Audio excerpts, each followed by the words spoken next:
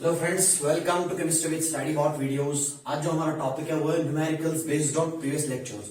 जो हमने पिछले क्लासों में लेक्चर्स पढ़े थे उनके ऊपर अब कुछ न्यूमेरिकल्स सॉल्व करते हैं।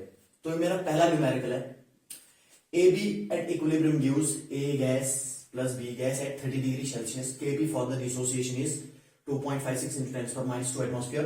Total pressure at equilibrium is 1 atmosphere. हमें क्या निकालना है? डिसोसिएशन ए बी के लिए। क्या ए बी की कितनी डिसोसिएशन है उसकी परसेंटेज निकालनी है। तो पहले हम देखते हैं हमें क्या दिया है। हमें बेसिकली दिया है equilibrium constant in terms of pressure, कितना?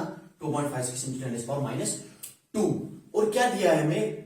और दिया है हमें टेम्परेचर 30 डिग्री सेल्सियस है। हमें क्या निकालना है? Dissociation of A B. तो हम इसको ऐसे अप्रोच करेंगे। पहले तो हम रिएक्शन लिखेंगे फिर से। A B gas at equilibrium gives A gas plus B gas. हमें क्या दिया गया है कि इक्विलिब्रियम पे केबी कितना है? 2.56 into 10⁻²। हमें निकालना है अल्फा का वैल्यू। ये क्या होता है? Dissociation constant. इसकी परसेंटेज निकालनी है हमें। तो अब देखते हैं हम इक्विलिब्रियम पे। अब मान के चलो इसके 1 मोल्स पहले थे इनिशियली, इनके 0 तो फिर मान के चलिए अब इसके 1 मोल्स डिसोसिएट हो गए, इसके भी अल्फा मोल्स डिसोसिएट हो गए, अल्फा मोल्स डिसोसिएट हो गए। तो इसके कितने बच गए इक्विलिब्रियम भी? 1 माइनस अल्फा। तो आ गई ए बी की कंसंट्रेशन भी, ए की भी और बी की भी। अब एक पॉइंट याद रखिए, आपको मैंने पिछले लेक्चर्स में बताया था कि equilibrium constant in terms of pressure और mole, equilibrium constant in terms of mole fraction के दरमियान एक रिलेशनशिप। वो क्या होता है? बेसिकली होता है Kp equal to Kx into P raise power delta m। P क्या हो गया? प्रेशर। Kx क्या हो गया? Equilibrium constant in terms of mole fraction, equilibrium constant in terms of pressure. ये वाला क्या हो गया? Delta m। डेल्टा m आपको मैंने बताया था, डेल्टा m क्या होता है? Basically change in the number of moles of gases by products and reactants. के प्रोडक्ट्स और रिएक्टेंट्स में कितने नंबर ऑफ मोल्स चेंज हो रहे हैं। तो यहां इस साइड से कितने हैं? 2। यहां से कितने गैस मोल्स है? 1। तो माइनस करके क्या आएगा? 1। तो आप यहां पे आप डेल्टा एम का वैल्यू लिख सकते हैं 1। केपी किसके बराबर आएगा? के एक्स पी रेज पावर 1। तो अब हम देखते हैं, हमें केपी दिया है, पी दिया है हमें, तो के एक्स का वैल्यू निकल जाएगा हमें। देखिए कैसे। केपी के लिए हम कैसे लिख सकते हैं? मैं रब कर रहा हूं,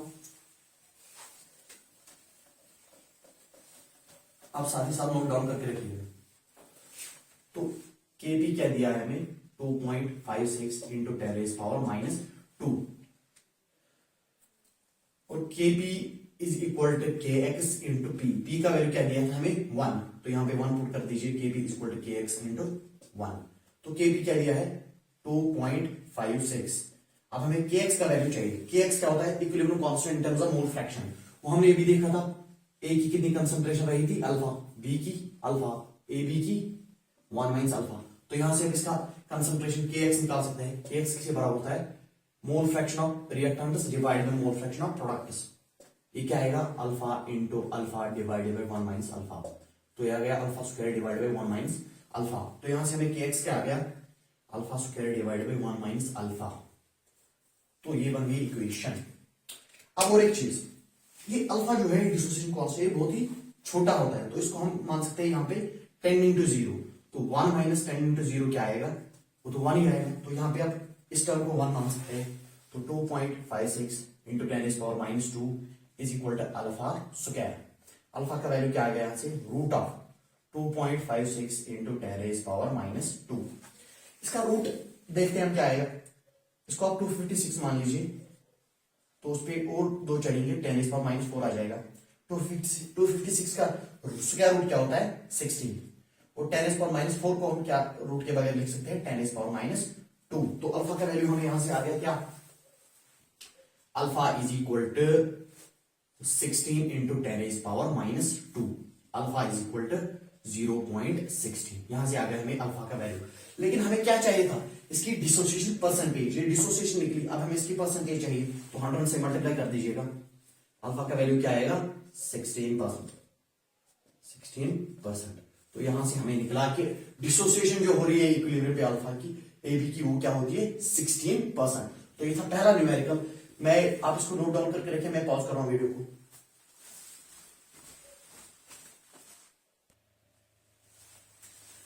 तो स्टूडेंट्स वेलकम बैक। दूसरा numerical, pure ammonia is placed in a vessel at temperature where it is dissociation constant alpha is appreciable at equilibrium। हमें दिया गया कि वेसल में हमने अमोनिया को रखा है और उसका डिसोसिएशन कांस्टेंट अल्फा है। आपको बताना है इक्विलिब्रियम में कौन सी कंडीशन सेटिस्फाई हो रही है। पहली condition, Kp does not change, equilibrium constant in terms of pressure does not change with pressure, alpha does not change, dissociation constant does not change with pressure, concentration of ammonia does not change with pressure, concentration of H2 is less than N2। आपको बताना है इन चारों में कौन सी condition satisfy हो रही है equilibrium पे। पहली कंडीशन को हम देखते हैं, Kp does not change with pressure। आपको मैंने पिछले लेक्चर्स में क्या बताया था, equilibrium constant in terms of pressure किस पे डिपेंड करता है, ये ओनली एंड ओनली टेम्परेचर पे डिपेंड करता है, रिएक्टेंट्स की ओरिजिनल कंसंट्रेशन पे डिपेंड ही नहीं करता है। तो पहला कंडीशन तो हमारा इक्विलिब्रियम पे ये नहीं होगा, Kp does not change with pressure at equilibrium. तो ये जो करेक्ट होगी, ये वाला जो है, ये वाला पार्ट जो है करेक्ट हो गया, क्योंकि Kp does not change with pressure. Kp किस पे डिपेंड करता है, टेम्परेचर पे। Kp इज डायरेक्टली प्रोपोर्शनल, जितना टेम्परेचर बढ़ाएंगे उतना equilibrium constant in terms of pressure का वैल्यू इंक्रीज हो जाएगा। तो हमें इनको तो देखना ही नहीं पड़ा, क्योंकि पहली कंडीशन सेटिस्फाई हो रही है, बाकी सब तो डिपेंड करते हैं। पहला कंडीशन सेटिस्फाई हो गया हमारा, तो ये था दूसरा न्यूमेरिकल। आप उसको नोट डाउन करके रखिए, मैं पॉज कर रहा हूं वीडियो को।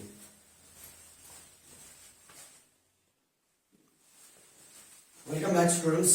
अब तीसरा न्यूमेरिकल यहां पे दिया गया है, for which of the following reactions equilibrium constant depends on units of concentration.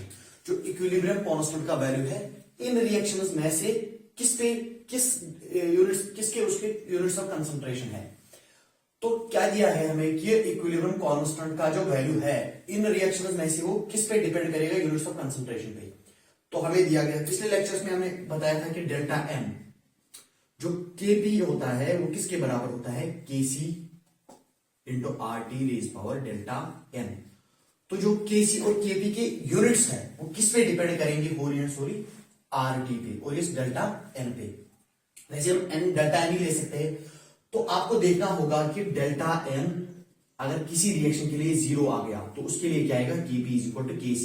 तो उस रिएक्शन में ना तो Kp के यूनिट्स होंगे ना तो Kc के।